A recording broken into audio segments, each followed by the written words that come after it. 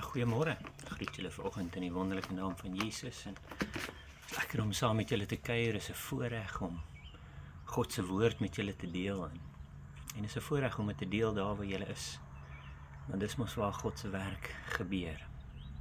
En vanoggend se lesing kom uit twee dele uit, die Ou Testament en moenie worry, ons gaan nie die ou verbond daaroor te veel gesels nie, maar ek wil graag iets met julle los vandag, weet.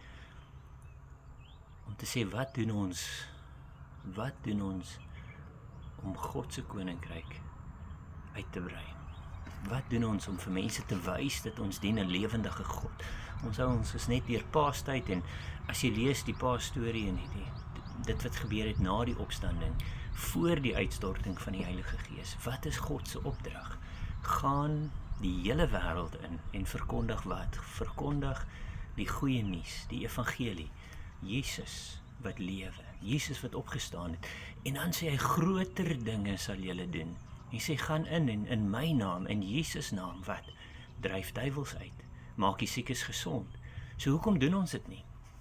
Hoekom sien ons nie duiwels uitgedryf nie? Hoekom sien ons nie dat siekes gesond word? Gesond word. Dit beteken alles in jou gees, siel en liggaam wat gesond word, want God is die een wat heers oor alles. En dit kom uit die Ou Testament en ek wil graag vandag met julle deel uit Daniel en ek sit hier bietjie buite by die dam en dis 'n voorreg.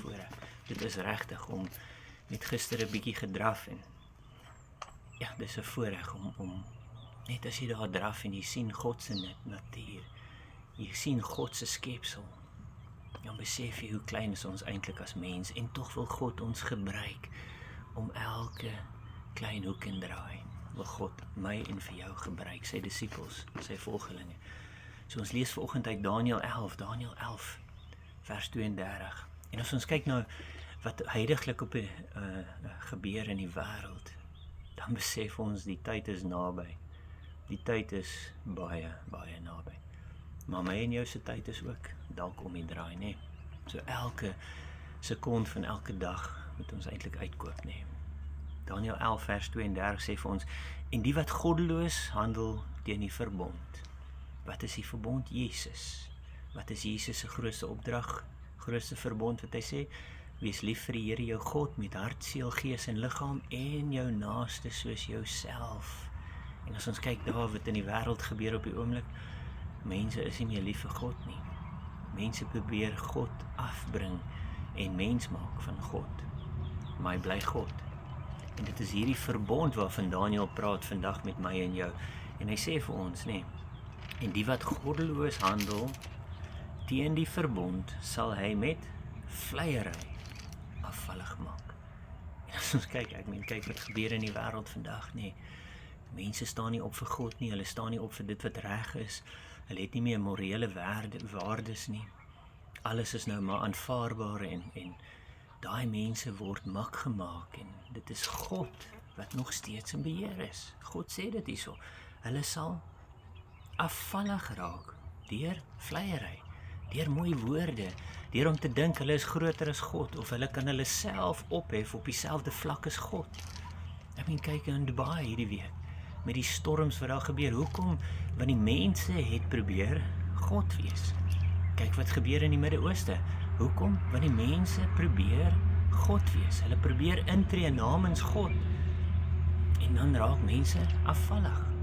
Maar kyk wat sê God hierso. Kyk wat sê Daniel vir ons as die volk. Hy sê, maar die volk, dit is ek en jy, wat hulle God ken. Ken ons God?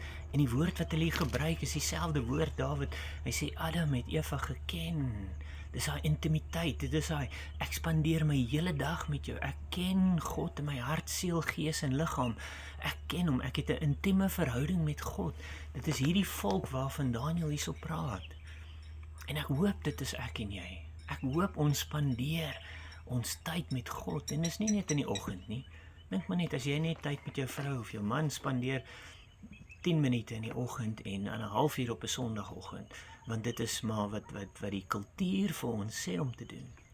Hoe goed gaan jy God ken? Maar as jy tyd met hom spandeer, en ek sê nie jy moet jouself afsonder as 'n monk nie. Nee wat, nee. Ek sê elke keer, maak nie saak waar jy gaan nie, praat met God. Leer God verstaan. Here, wat is u doel? Wat is u hart? Wat is u hartsbegeerte met dit wat ek nou gaan doen? Waarna toe ek op pad ry? Ek ry en ek is op pad na hierdie persoon toe. Here, wys vir my, hoe kan ek God deel met hierdie persoon? Wys vir my, hoe kan ek optree sodat die mense, die goddelose mense, gaan sien dat ek dien 'n lewendige God. Dit is daai kennis van God. En dan sal God, ek glo in my hart, dan gaan God sy hart met jou deel. En ons weet, dit is in sy woord. Dit is in sy woord. En hy sê, hy sal vashou en optree. So die wat God ken, in tye soos hierdie, waardeur ons nou gaan, ek en jy gaan nou deur hierdie snaakse tye. Ek en jy gaan nou deur hierdie tye waar die mense afvallig geraak het, en hulle aanvaar alles.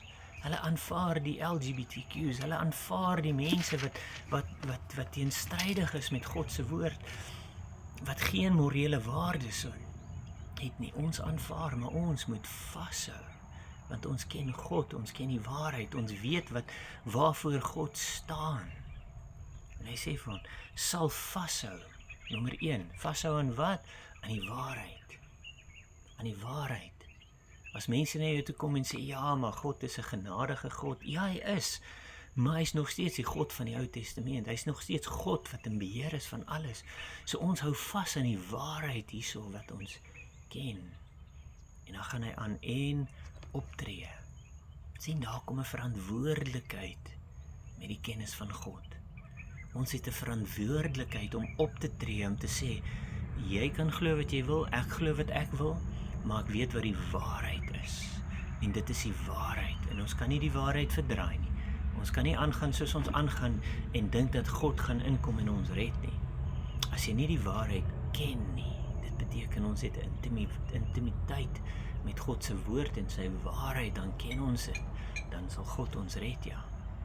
Maar vir die wat nie, hy sê, en die verstandiges onder die volk, nee, dis ek en jy. Hoekom?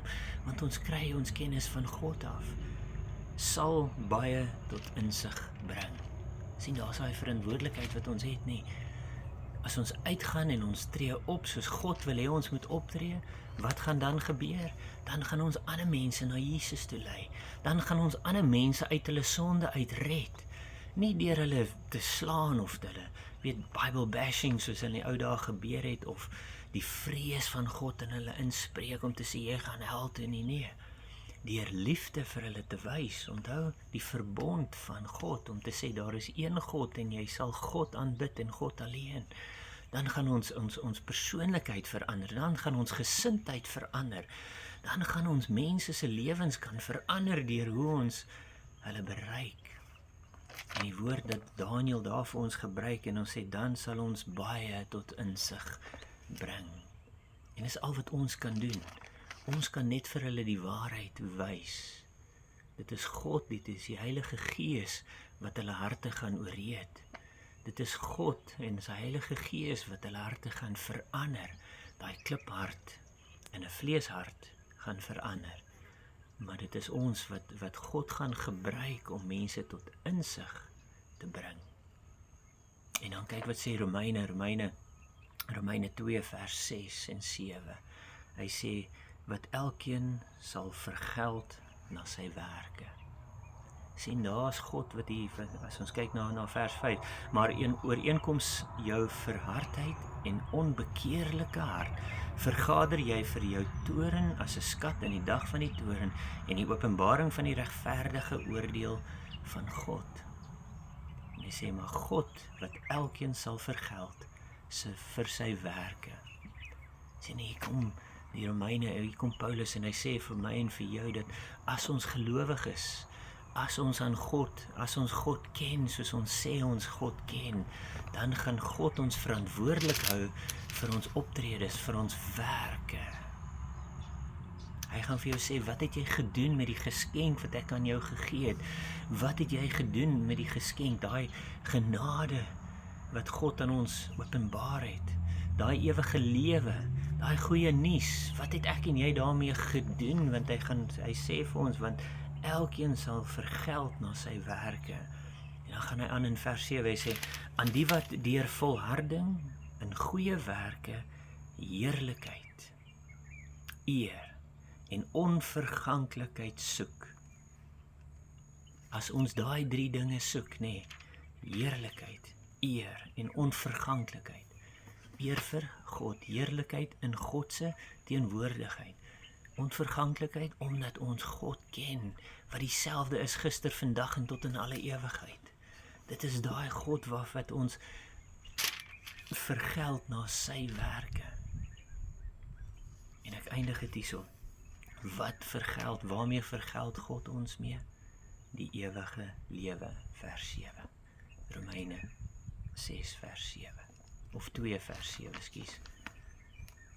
So, geliefdes, die boodskap wat ek graag aan jou wil oordra vandag is, kry 'n intimiteit met God. Kweek daai intimiteit met God deur God se woord te lees, deur dit te deel met mekaar, eerstens by jou huisgesin, met jou geliefdes daar. Leer om daar gemaklik te wees om met God of oor God se woord te praat. Dan deel jy dit met jou vriende, dan deel jy dit en laat toe dat God se gees binne in jou werk, sodat jou gees verander word, jou gesindheid verander word, deur daai intimiteit te hou. Dis soos 'n verhouding, As mense ewe skielik trou, hulle ken jou as man, hulle ken jou as vrou. En hoe meer tyd julle saam spandeer, hoe meer word julle een en gesien as een. Dan sien jou vriende julle as 'n getroude paartjie, nie hy en sy nie. En dit is dieselfde hierso. Dan sien mense jou as God se kind, God se gesalfde, God se oogappel. Dan sien hulle jou as God se disipel. En dan net om in hulle teenwoordigheid te wees, gaan jy hulle hartebees verander. En dan gaan jy hulle tot insig bring, sodat hulle die ewige lewe sal beerwe. En dis die boodskap waarmee ek julle los vandag. Mag julle 'n geseënde week hê. En as dit die Here se wil is, praat ons weer volgende week. Ek groet julle vandag in Jesus naam. Amen.